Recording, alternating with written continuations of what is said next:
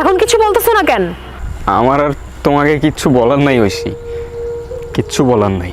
কারণ তুমি নিজেও ভালো করে জানো সব দোষ তোমার। সব দোষ আমার? তুমি বুঝে বলতেছো? তুমি কি বলতেছো? না বুঝে বলার তো কিছু নাই। ভিডিও বানাও, এটা কোনো লাইফ। আমি আমার ফ্যামিলিকে কি বলবো? স্ট্রেইট বলো না, কি বলতে চাও? স্ট্রেটই বলতেছি, যে আমার জন্য কোনো স্যাক্রিফাইস করতে পারবে না তার সাথে আমি সারা জীবন থাকতে পারবো না।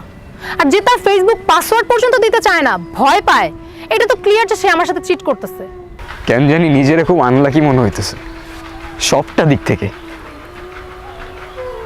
তোমার মধ্যে যদি আমার জন্য এতটুকু পরিমাণ রেসপেক্ট থাকতো।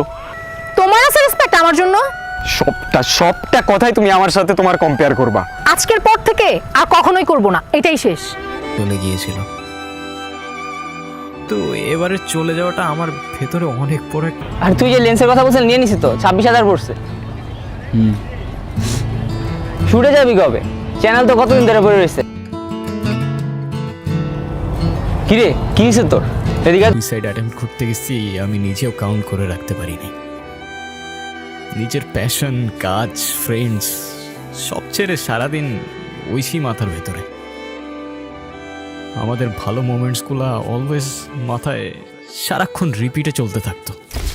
না, 1000 বার মেসেজ লেখার পরেও আনসেন্ড করে দিতাম। এভাবে অনেক দিন কেটে গেল। দিন দিন পেইনগুলো আরো বাড়তেছিল লাইফের। এই পেইনগুলো কেন যেন আর সহ্য করতে পারতেছিলাম না, শেষ হয়ে যাচ্ছিলাম ভেতর থেকে।